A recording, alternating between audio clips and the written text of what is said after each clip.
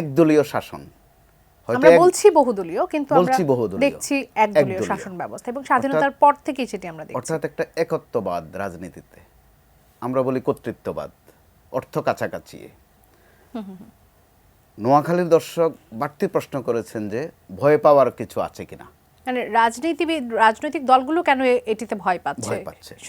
প্রথমত নৈতিকভাবে বা দলীয় যেই আদর্শ ওই অনুযায়ী বিএনপির কিন্তু ভয় পাওয়ার কথা নয়। বিএনপির একটা রাজনৈতিক স্লোগান, দলীয় স্লোগান বহুদলীয় গণতন্ত্র। এই জন্যই কিন্তু বিএনপি অন্যতম একটি কারণ হচ্ছে বিখ্যাত হওয়ার এই কারণটি যে বহুদলীয় গণতন্ত্র, অর্থাৎ বাংলাদেশে বহুদলীয় গণতন্ত্রের প্রবক্তা বলা হয় বিএনপির প্রতিষ্ঠাতা জিয়াউর রহমানকে, এবং বিএনপি ওই ক্ষেত্রে তাদেরকে স্বাগত জানানোই স্বাভাবিক যে আরেকটি দল আসবে অথবা আরেকটি মত আসবে, এই নিয়ে ভয় পাওয়ার কিছু নাই। কিন্তু জুলাই পরবর্তী সময়ের যে অভিজ্ঞতা, সেটি কি বিএনপিকে কিছুটা আশঙ্কিত করে তুলছে? অবশ্যই আশঙ্কিত করে তুলছে। তারা সেটা গোপন রাখছে না, বলছেনও, স্মরণ করিয়ে দিচ্ছেন যে তাদেরকে বাদ দিয়ে যেন কেউ কিছু চিন্তা না করেন। খুব কড়া মেসেজ, কিন্তু আরো পরিষ্কার করে বলছেন যে আরেকটি 111-এর চিন্তা যেন কেউ না করেন। তাদের কাছে এ সংক্রান্ত তথ্য আছে, অথবা তারা আলামত দেখছেন ওই রকম। মাঝখানে কিন্তু আমরা -2 চিন্তাও যেন না করা হয় সেটাও সতর্ক করে দিয়েছেন।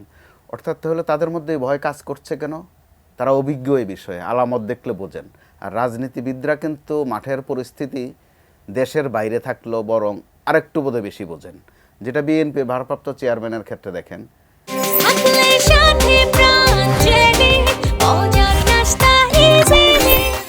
সারা বাংলাদেশের এমন ঘটনা বাদ যাচ্ছে না যেটা তার নলেজে না যাচ্ছে, এবং প্রতিনিয়ত তিনি পদক্ষেপ নিচ্ছেন, দলকে গুছানোর চেষ্টা করছেন, হুমকি দিচ্ছেন, ব্যবস্থা নিচ্ছেন। এই কথাও বলে দিয়েছেন যে বিএনপির নেতারা যেন মনে না করেন যে তারা ক্ষমতায় চলে এসেছেন। এর চেয়ে কড়া কথা আর কি হতে পারে? অনেক কড়া কথা, কিন্তু তার মানে হচ্ছে ওনার কাছে যাবতীয় বিষয়াদির তথ্য আছে, পদক্ষেপ নেওয়ার ক্ষমতাও আছে, নিচ্ছেনও, হয়তো বা কুলাতে পারছেন না। আর নোয়াখালীর দর্শক যেটা বলেছিলেন যে তার মতো করে ভাষায় বলেছিলেন যে তারা ডরাইছেন কিনা অথবা ভয় পাচ্ছেন কিনা, তো ডরাইছেন তারা বা ভয় পাবেন 111-এ কি দুর্গতি তারা সয়েছেন, এটা যে ভুক্তভোগী তারা ভালো করে জানেন। একদম একদম। এটা বিএনপির এখন যে সুযোগটা এসেছে, গত 16 বছর বিএনপির যে অবস্থানটা ছিল, সেখান থেকে বিএনপি এখন যে নিশ্চিতভাবেই তারা সেই সুযোগটি হাতছাড়া করতে চাইবে না, স্বাভাবিক। গত 15-16 বছরের সাথে যদি আপনি গত 1-1.5 মাসের একটা তুলনা করেন, আমি একটু সামাজিক চিত্র বলি। গত কয়েকটা দিন প্রায় প্রত্যেক দিনে বিএনপির নেতাদের ছেলের অথবা মেয়ের বিয়ে হচ্ছে।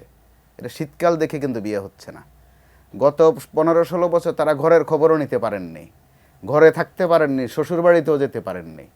তাদের হয়তো ছিল যে জেলে যাবেন, জেলে গেলেও কতদিন থাকবেন, এক একজনের বিরুদ্ধে কত মামলা নিজেও জানেন না, তার উকিলের কাছেও হিসাব নাই, শত শত মামলা এক একজনের। তো ওই দুর্গতি থেকে যে বিএনপি এখন একটু নিষ্কৃতিতে আছে, অন্তত কথা বলতে পারছে, এটা তো ছোট্ট করে আলহামদুলিল্লাহ বলার একটা অবস্থা নিশ্চিতভাবে সেই হাতছাড়া। রংপুরে আলামিন যে প্রশ্নটি করছিলেন, এটি কিন্তু আমরা এই যে ছাত্র যারা ছিলেন, ছাত্র নেতা, সমন্বয়ক যারা, বা এই আন্দোলনকে যারা সামনে থেকে লিড করেছেন, তারা কিন্তু নতুন রাজনৈতিক বন্দোবস্তের কথা বলছে। এমনকি আগামীকালের যে সমাবেশ হওয়ার কথা ছিল, সেখানেও সেই নতুন রাজনৈতিক বন্দোবস্তের প্রশ্নটি এসেছে। একদলীয়, বহুদলীয় বলে একদলীয় শাসন ব্যবস্থা থেকে নিস্তার পাওয়ার সম্ভব কিনা, তিনি কিন্তু সেই প্রশ্নটিও জানতে চাইছিলাম। অবশ্যই সম্ভব, কারণ সম্ভব বলেই তো 5 আগস্ট সম্ভব হয়েছে। চেতনা তো ওইটাই। যদিও শুরুতে কথা ছিল যে সরকারি চাকরিতে বৈষম্য অবসান, প্র্যাকটিক্যালি শুধু সরকারি চাকরির ক্ষেত্রে আর থাকেনি, প্রত্যেকটা সেক্টরে যেন বৈষম্যের অবসান হয়, যে যার জায়গা থেকে অবদান রেখেছে। একটা পর্যায়ে ছাত্রদের সাথে তাদের মা বাবা আত্মীয় স্বজনও নেমেছে। বেদনায় হয়তো ভিন্নতা আছে, কারো কাছে বেদনা হচ্ছে চাকরিতে তিনি বৈষম্যের শিকার, কারো কাছে বেদনা হচ্ছে তিনি হাটবাজারে বৈষম্যের শিকার, কারো কাছে আলুর দাম নিয়ে প্রশ্ন আছে, কারো কাছে বই খাতার দাম নিয়ে প্রশ্ন আছে। এই নানান প্রশ্ন এবং নানান ক্ষোভ কিন্তু এক জায়গায় হয়েছে।